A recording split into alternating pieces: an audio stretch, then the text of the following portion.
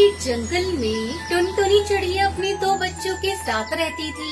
उसका पति बंटी कबूतर हीरे की खदान में काम करता था। एक दिन वो अपनी पत्नी टुनटुनी से कहता है, टुनटुनी, आज मेरी तबीयत कुछ ठीक नहीं लग रही है। आज मैं जल्दी घर आ जाऊंगा।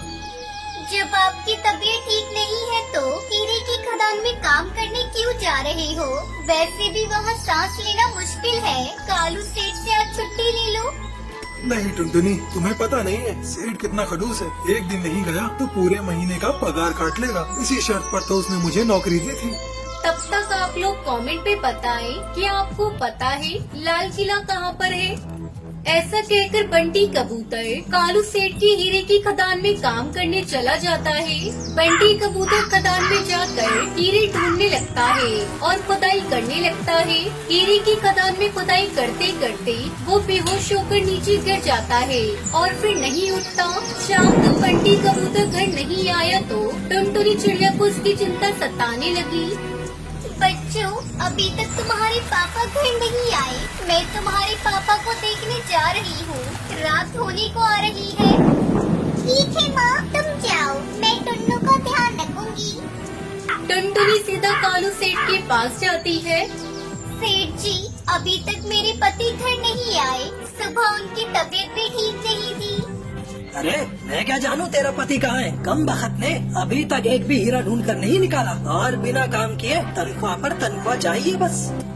ऐसी खरी खोटी बातें सुनकर टुनटुनी परेशान हो जाती है। वो सोचने लगती है, आखिर सुनहरी के पापा गए तो कहाँ गए? टुनटुनी अपने पति को ढूंढने लगती है और उसी खदान के अंदर पहुंचती है और वहाँ बंटी जमीन पर पड़ा मिलता है। उसके पास एक नीला हीरा पड़ा था। वो बहुत तेज चमक रहा था। हाय रब्बा, ये क्या हो गया आपको? आंखें खोलिए। आंखें खोलिए बंटी जी, आंखें खोलिए। बंटी का पूरा शरीर ठंडा पड़ चुका था। अब मेरे बच्चों का क्या होगा? कहा था मत जाओ हीरे की खदान में, लेकिन तुमने मेरी एक न सुनी। टुनटुनी रोती हुई घर आती है और साथ में वो जादुई नीलम हीरा अपने साथ ले आती है। उसकी दुनिया उजड़ चुकी थी। बच्चे भी पिता की मौत की खबर सुनकर रोने लगते हैं। कई दिन इसी तरह बीत जाते हैं। घर में चूल्हा तक नहीं जला था। मम्मी, भूख लगी है, कुछ खाने को दो ना। दुखी टुनटुनी कालू सेठ के पास इस उम्मीद से जाती है कि कभी बंटी की तनख्वाह उसे मिल जाए ताकि कुछ दिन तक तो उसको सहारा लग सके। क्या रे, तेरे पति ने जो मेरा नुकसान किया है उसकी भरपाई कौन करेगा? उसने मेरे पूरे 2 महीने बर्बाद किए और मुफ्त की तनख्वाह ली। तू भाग जा यहाँ से, नहीं तो तुझे भी मैं खदान के काम पर लगा दूंगा। ठीक है सेठ जी, मैं आपकी खदान में काम कर लूंगी, पर मेरे बच्चे कई दिनों से भूखे हैं। कुछ मेरे पति के पैसे मिल जाते तो मैं उन्हें भोजन करवा देती। फिर मैं आपके लिए हीरा खदान में काम कर लूंगी। ठीक है, ये ले 10 रुपए और इस महीने मुझे हीरा जरूर चाहिए, वरना मैं तेरा घर तुझसे छीन लूंगा। टुनटुनी चिड़िया उदास मन से भोजन लेकर घर जाती है और अपने बच्चों को बुलाती है। सुनहरी और टुन्नू, जल्दी इधर आओ, मैं तुम लोगों के लिए भोजन लेकर आई हूँ। माँ की आवाज सुनकर बच्चे भागकर बाहर आते हैं। दोनों बच्चे खाना खाने लगते हैं और टुनटुनी की नजर उस चमकीले हीरे पर जाती है। काश हमारी किस्मत भी इस हीरे की तरह चमक जाए। अगर सेठ की खदान में काम नहीं करा तो सेठ हमारा घर भी छीन लेगा। क्या करूँ, कहाँ जाऊँ, किससे मदद मांगू? डर के मारे टुनटुनी कालू सेठ के घर नहीं जाती और उस चमकीले हीरे को अपने आंगन में अपनी पति की याद में मिट्टी में दबा देती है। मैं इस हीरे को बेचकर अपने खाने का गुजारा कर सकती थी, लेकिन कालू सेठ को पता चला तो वो मुझे जिंदा मार देगा। अगले दिन जब टुनटुनी अपने घर के आंगन में निकलती है तो उसके आश्चर्य का ठिकाना नहीं रहता। पूरे आंगन में हीरे की फसल उगी हुई थी। चारों ओर हरे भरे पेड़ पर नीले चमकते हीरे दिखाई दे रहे थे। ये देखकर टुनटुनी खुश हो जाती है और वो जल्दी जल्दी हीरों को तोड़कर बाजार में बेचने चली जाती है। अब उसका पहले से भी ज्यादा बड़ा घर था और घर में खाने पीने की कोई कमी नहीं होती। इस तरह टुनटुनी हीरे की खेती करके खुशी खुशी अपने बच्चों के साथ रहने लगती है।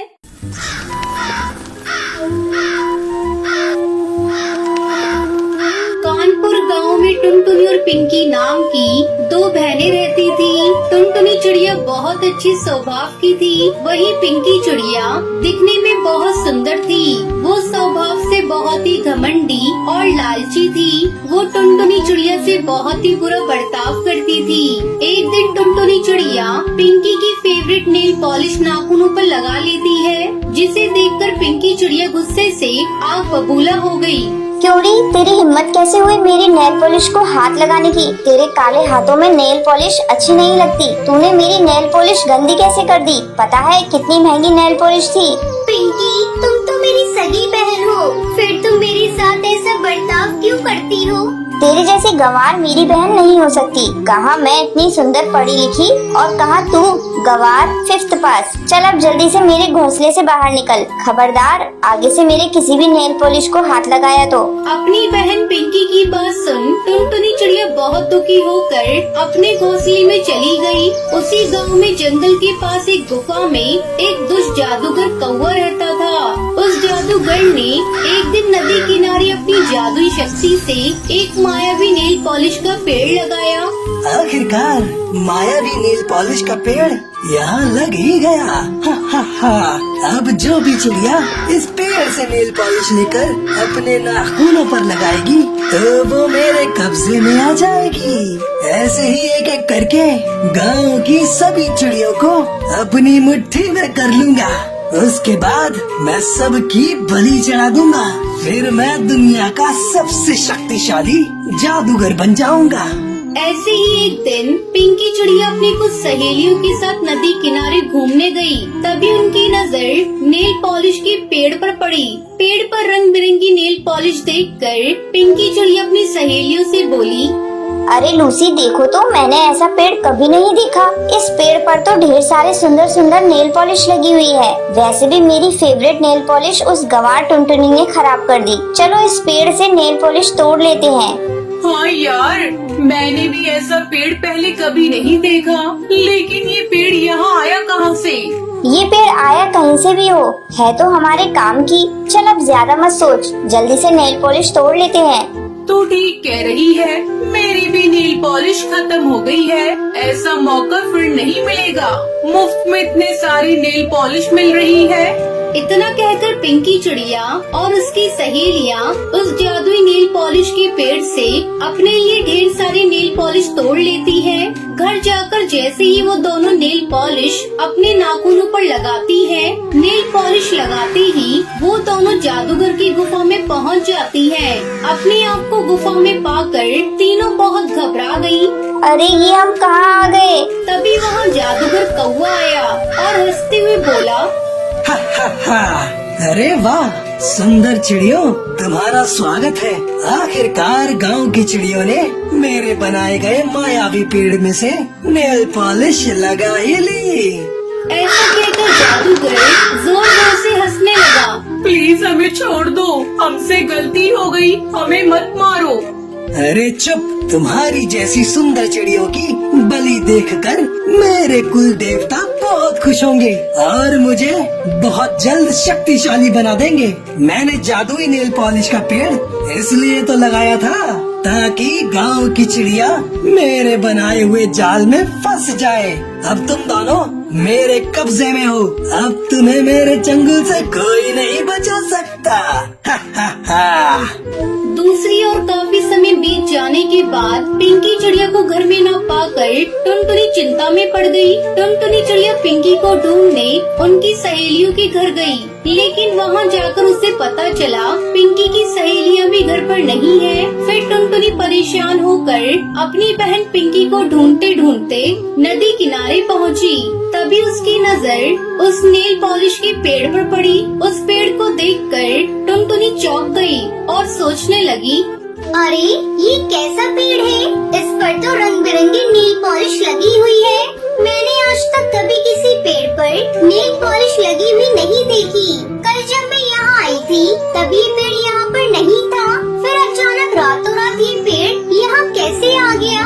कहीं कुछ गड़बड़ तो नहीं है? वो सोच ही रही थी कि तभी वहाँ एक सुंदर सी चिड़िया आई और उस पेड़ में से नेल पॉलिश निकाल कर अपने नाखूनों पर लगाने लगी और देखते ही देखते वो अचानक गायब हो गई। ये नजारा देख टुनटुनी हक्का बक्का रह गई। लगता है ये कोई मायावी पेड़ है और किसी ने इसका गलत इस्तेमाल करने के लिए यहाँ लगाया है। मुझे लगता है मेरी बहन भी नेल पॉलिश को लगाकर गायब हुई है। मुझे अपनी बहन तक पहुँचने के लिए ये नेल पॉलिश लगानी होगी। टुनटुनी चिड़िया नेल पॉलिश लगाने ही वाली होती है कि तभी एक परी वहाँ प्रकट हुई और बोली, रुक जाओ, ये तुम क्या करने जा रही हो? तुम उस दुष्ट जादूगर से अकेले कैसे लड़ पाओगी? मुझे अपनी बहन को किसी भी कीमत में बचाना है, चाहे मेरी जान ही क्यों न चली जाए। साथ ही मुझे गांव की बाकी चिड़ियाओं की भी जान बचानी है। टुनटुनी, तुम बहुत ही अच्छी चिड़िया हो। तुम्हारी बहन ने तुम्हारे साथ हमेशा बुरा बर्ताव किया, लेकिन तुम अपनी बहन से बहुत प्यार करती हो, इसलिए अपनी जान की परवाह किए बिना अपनी जान खतरे में डाल रही हो। तुम्हें पता नहीं वो जादूगर कितना शक्तिशाली है। वो गांव की सुंदर सुंदर चिड़िया की बलि देकर बहुत ही शक्तिशाली बनना चाहता है, इसलिए मैं तुम्हें एक जादुई भस्म दे रही हूँ। वहाँ जाते ही उस जादूगर के ऊपर चुपके से छिड़क देना। टुनटुनी चिड़िया परी का धन्यवाद कर जादुई भस्म छुपा कर रख लेती है। फिर टुनटुनी ने जादुई पेड़ से नेल पॉलिश तोड़कर अपने नाखूनों पर लगा ली और पलक झपकते ही वो भी उस जादूगर की गुफा में पहुंच गई और जादूगर को पुकारने लगी। दुष्ट जादूगर, मेरे सामने आ। मैं जानती हूँ तूने मेरी बहन और बाकी गांव की चिड़ियाओं को यहाँ कैद करके रखा है। तेरी भलाई इसी में है, उन सबको छोड़ दे, वरना तेरे लिए अच्छा नहीं होगा। तभी अचानक जादूगर हंसते हुए वहाँ आ पहुँचा। तू मेरा कुछ नहीं बिगाड़ सकती। तू तो एक मामूली चिड़िया है और मेरे पास जादुई शक्तियाँ हैं और मैं बहुत जल्द सभी चिड़ियों की बलि देकर शक्तिशाली बन जाऊंगा। जादूगर, मैं तुझे ऐसा करने नहीं दूंगी। टुनटुनी चिड़िया की बात सुनकर जादूगर जोर जोर से हंसने लगा। तभी मौका पाकर टुनटुनी ने जादुई भस्म निकालकर जादूगर के ऊपर छिड़क दिया। जादूगर के शरीर पर भस्म पड़ते ही जादूगर कौवे का शरीर जलने लगा। जादूगर के मरते ही सभी चिड़िया उसके चंगुल से आजाद हो गयी। फिर सभी ने टुनटुनी को धन्यवाद किया। पिंकी चिड़िया को भी अपने किए पर बहुत पछतावा हुआ और पिंकी चिड़िया टुनटुनी से माफी मांगती है। उसके बाद दोनों बहनें एक साथ खुशी खुशी रहने लगती हैं। एक घने जंगल में टोनी चिड़िया अपनी बेटी टुनटुनी के साथ रहती थी। टोनी का पति बंटी कबूतर रेलवे स्टेशन पे चाय बेचा करता था। चाय बेचकर उसे बहुत कम पैसे मिलते थे, उसी से वो अपने परिवार का पेट पालता था। एक दिन वो चाय बेच रहा था, तभी पास वाले दुकानदार से किसी बात पर उसकी लड़ाई हो जाती है। थोड़ी देर में वहाँ पुलिस आ जाती है और दोनों को पकड़कर जेल में डाल देती है। जब टोनी चिड़िया को इस बात का पता चलता है तो वो फूट फूट कर रोने लगती है। हे भगवान, ये सब क्या हो गया? अब हमारा क्या होगा? मेरे पास तो बंटी को जेल से छुड़ाने के लिए पैसा भी नहीं है। कितनी बार उसे मना किया था कि अगर कोई दो बात बोल दे तो उसे वो सह ले, लेकिन वो मेरी बात माने तब ना। अब मैं उसे कैसे जेल से बाहर निकालूं? इतनी रात में कोई वकील भी नहीं मिलेगा। टोनी चिड़िया के जोर जोर से रोने के कारण उसकी पड़ोसन चमेली कौवी उसके घर आती है। क्या हुआ टोनी बहन, क्यों इस तरह रो रही हो? क्या हुआ, जरा हमें भी बताओ, कुछ मदद कर पाऊँ तुम्हारी। तो रोने की तो बात है चमेली बहन। बंटी कबूतर को पुलिस पकड़ कर ले गई और मेरे पास एक ढेला भी नहीं है उसे बाहर निकालने के लिए। क्या किया था उसने जो पुलिस पकड़ कर ले गई? वो तो भला कबूतर है, ये बात सभी पक्षी जानते हैं। सुना है पास वाले दुकानदार से उसकी लड़ाई हो गई थी। रो मत बहन, सब ठीक हो जाएगा। इतना कहकर चमेली कौवी वहाँ से चली जाती है। इस तरह कुछ दिन गुजर जाते हैं। टोनी के पास अपने पति को बाहर निकालने का कोई इंतजाम नहीं हो पाता और बंटी के जेल चले जाने की वजह से उसकी चाय की दुकान बंद हो जाती है और घर में खाने पीने की कमी हो जाती है। एक दिन सुबह टोनी चिड़िया अपनी बेटी टुनटुनी से कहती है, बेटा चल आज से मैं तेरे पापा की दुकान पर जाकर चाय बेचूंगी। कितने दिनों से तेरे पापा की दुकान बंद है, चाय बेचकर कुछ पैसे जमा करूंगी, फिर तेरे पापा को जेल से छुड़ा लूंगी। हाँ माँ, पापा के बिना ये घर बहुत सूना सूना लगता है। मुझे उनके बिना कुछ भी अच्छा नहीं लगता। मैं भी तुम्हारे साथ चाय बेचूंगी। दोनों माँ बेटी रेलवे स्टेशन पर चाय बेचने के लिए जाती है। चाय ले लो, चाय, गर्मा गर्म चाय। टूनी चाय बनाती और टुनटुनी चिड़िया उसे ग्राहकों को देती।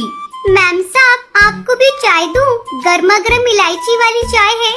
चल भाग यहाँ से। मैं इस तरह स्टेशन पर चाय नहीं पीती। मैं तो 5 स्टार होटल की चाय पीती हूँ। साहब, आप ले लो ना, मेरी माँ बहुत ही लाजवाब चाय बनाती है। लाओ, मुझे एक कप चाय दो। इतना कह रही हो तो पी कर देखता हूँ। टुनटुनी चिड़िया उसको चाय देती है। बहुत ज्यादा मेहनत करने के बाद भी उनकी चाय ज्यादा नहीं बिकती। माँ, मुझे बहुत जोरों से भूख लग रही है। मुझे कुछ खाने को दो, सुबह से कुछ भी नहीं खाया है। तो यहाँ बैठ ग्राहकों को चाय पिलाना, मैं तब तक तेरे लिए कुछ लेकर आती हूँ। टूनी चिड़िया कुछ दूर जाती है। वो देखती है कि एक दुकान पर काफी पक्षियों की भीड़ लगी है। भैया, इस दुकान पर इतनी भीड़ क्यों लगी है?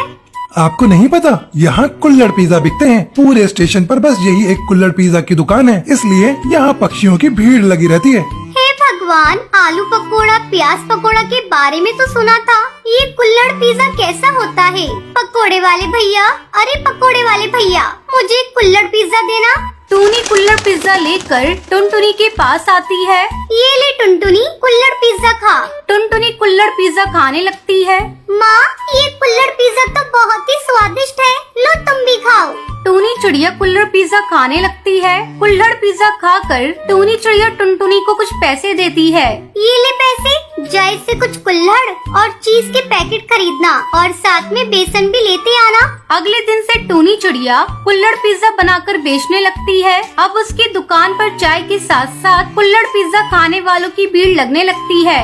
बहन जी, एक कुल्हड़ पिज्जा मुझे भी खिलाना। बहन जी, लाइन में लग जाओ, सबको गर्मा गर्म कुल्हड़ पिज्जा मिलेगा। कुछ ही दिनों में वो अपने पति को जेल से छुड़ा कर ले आती है और फिर सभी मिलकर चाय की दुकान चलाने लगते हैं और खुशी खुशी रहने लगते हैं।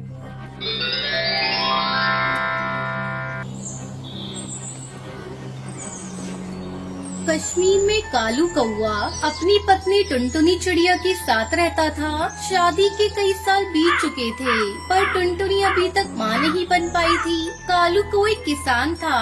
वो अपने छोटे से खेत में खेती किया करता था, लेकिन ज्यादा रासायनिक खाद डालने की वजह से उसका खेत बंजर हो गया था।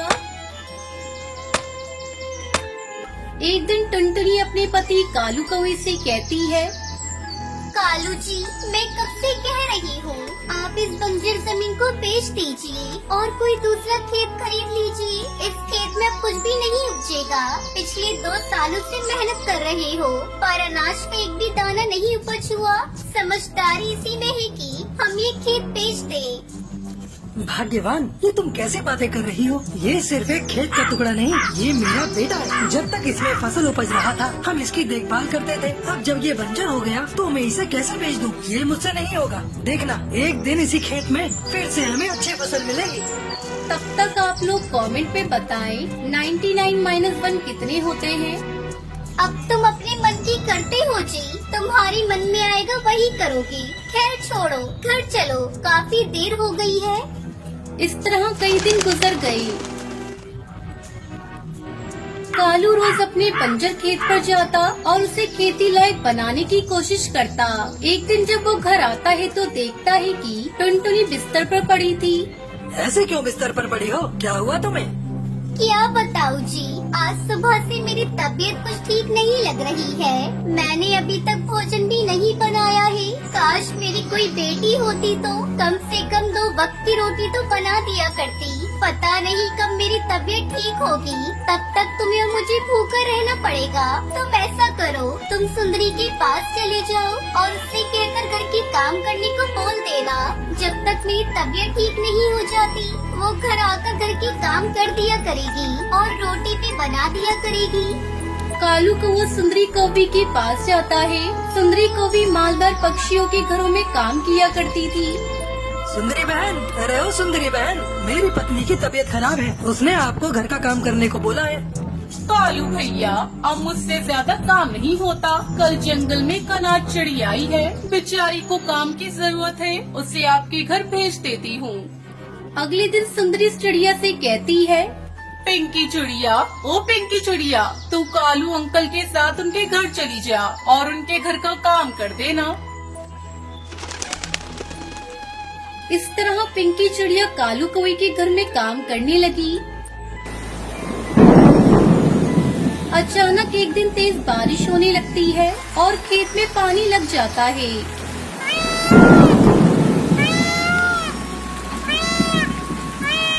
खेत से पानी जब पूरी तरह से निकल जाता है, तब कालू टुनटुनी से कहता है, अरे मैं सोच रहा हूँ अपने खेत में किसी सब्जी का बीज बो दूं।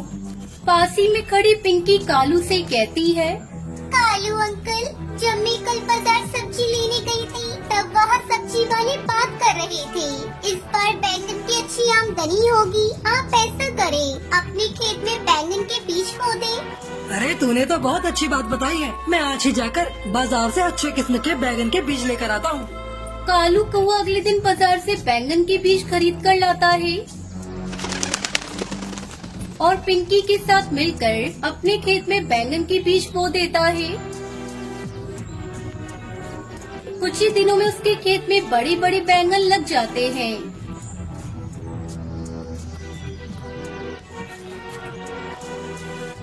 कालू उन बैंगन को बेचकर बहुत सारे पैसे कमाता है। पैसे देखकर उसकी आंखों में खुशी के आंसू आ जाते हैं। सुनते हो जी, मेरे दिमाग में विचार आया है, क्यों न हम पिंकी को गोद ले लें। वैसे भी हमारी कोई औलाद नहीं और इस अनाथ को भी घर मिल जाएगा। इस तरह टुनटुनी और कालू कौवा पिंकी चिड़िया को गोद ले लेते हैं और बैंगन की खेती करके खुशी खुशी रहने लगते हैं।